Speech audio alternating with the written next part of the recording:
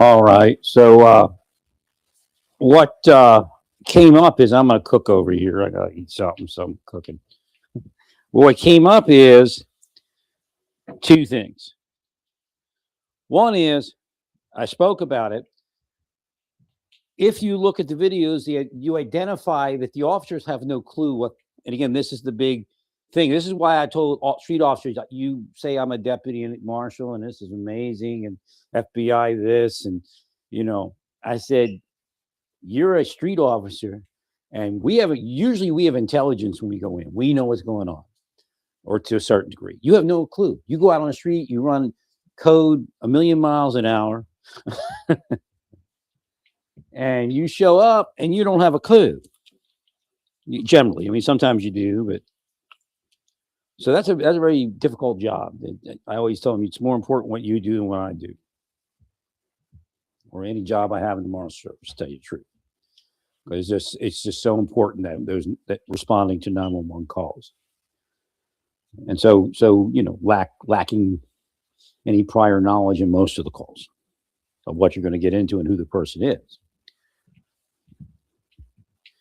So if you look at the video for the situations where people were shot on a domestic, either an officer or a member of the public, also the psychological issues, you'll see constant things, especially when they have the family speaking and what their intention was of the call.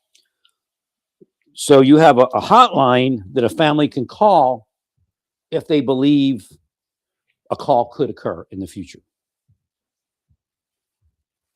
And then you develop that knowledge of who this person is. And again, sometimes a family can't have what they want because the person is that far gone.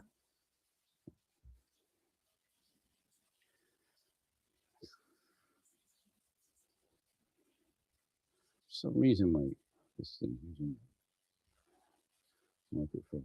So hopefully I'm broadcasting. I think I. Oh, I see this thing.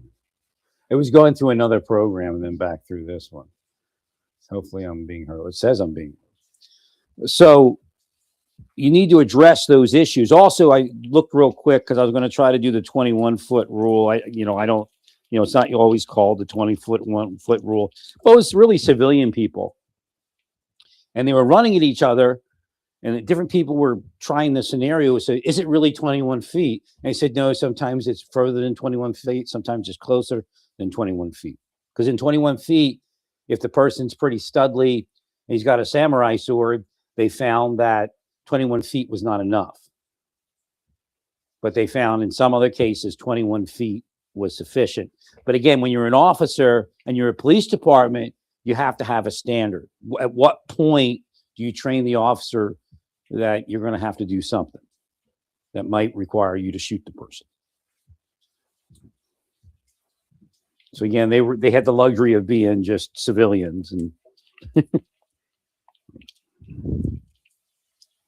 because you have to train something. You can't just say, well, wing it, because you're trying to develop a standard.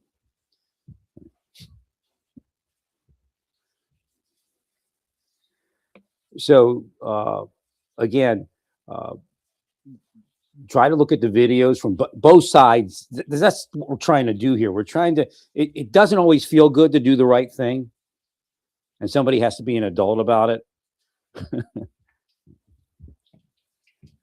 But at least train it. If you train it right, you may not have to do it. So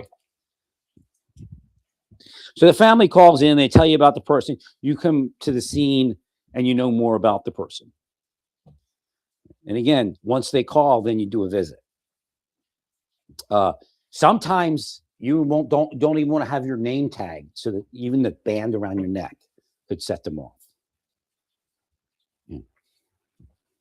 So it's very important to find out what's the history. Was this person pulled in by police 3 or 4 times already, and then had a couple bad situations? Maybe had a hood put over them, or put in a chair and tied down. Those type of things cause trauma, PTSD. And then when you come in, that's what they see and that's what they think. But it's better when you know that's happened. So then again, the detective trained in, plain clothes. You may not, again, a lot of times people have those things hanging around their neck, whether it's social workers, doctors, but that could trigger somebody. So you just got to go in plain clothes, and not like a detective plain clothes. You just got to look like social worker. So you look like two social workers going in. Again, you can wear your shirt out and your piece in your small of your back or something like that.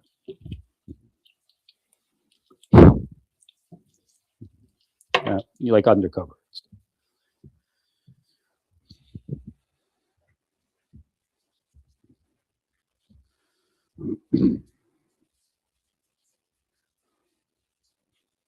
So it's very important not to trigger the person, because you can see it. Sees uniform, trigger, instant trigger. And then they shoot because he goes nuts or hard. So the families, when they make these calls, they'll tell you, I only called you to get him to the hospital. The officer got into a situation. Well, if you call him, just go to the hospital, and you want an ambulance, right? So again, the only way to get some of these people to the hospital without having that happen is to have that extra training and those type of people around and not wearing a uniform. The uniform actually inflames. So it's important to find out whether the person has been transported in that manner before, because before you go in, if you go in, they know that's going to happen or most likely happen. Now, what they were doing in Florida, and again, I was first against law enforcement and the social worker always working together. But if they're part of the program, then maybe it would be okay, because you're going to defeat the purpose of the program if you especially if the deep states operate.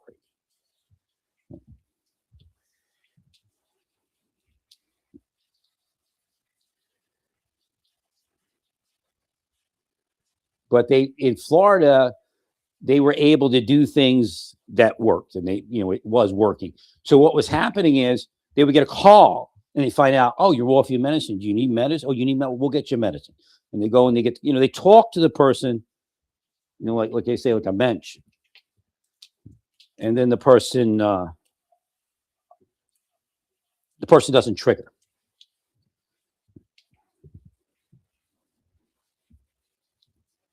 So they've made, phone, and then sometimes I don't know if how do they prescribe? I guess they call a doctor. Did the doctor work off of the social worker? I don't know. I think there may have been situations where the person didn't have medicine. Right? And they were working on getting the medicine. I can't remember. So you can actually call Florida. I know it's different politics, but there are service departments in Florida that are using social workers with law enforcement, and they were able to. No, law enforcement in Florida harassed me and my mother, so I know they're deep state. So that's why I was against it initially, but it looked like it was kind of working out over time. And of course, probably other people also that I don't know about that probably wanted to be my friend or had a conversation with me in the gym. That's how bad it was. But they were paying millions of dollars to it.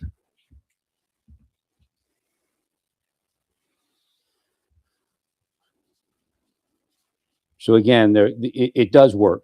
And again, the idea of getting the person's mind off of the issue instead of, hey, what's going on there? You don't want to necessarily do that. In some cases it works, but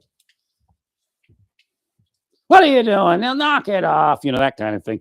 But you don't have to be aggressive. Okay, what's going on? Does he need medicine? Is there something that's bothering him or bothering her? And you can talk directly to him. Don't always do that. That's another mistake we make. Talk to the family and act like it's the person can't be spoken to.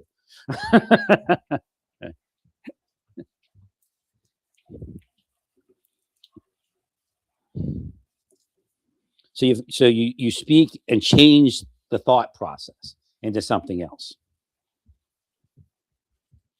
Oh yeah. We'll get to that. Like if the parent says, "Oh, he wouldn't," and he said, and we'll get to that. We'll get to that. So, how you feeling? You okay? You need some medicine? You need a doctor? What's going on? So you see how you do that? You just you take the mind of the person. That's, and again, sometimes it doesn't work, but sometimes it works. Because what you just did is you took the person that was arguing with the person you were called about, and I don't need to listen to that. How are you doing? You okay? That works sometimes. Yeah, but she hit me.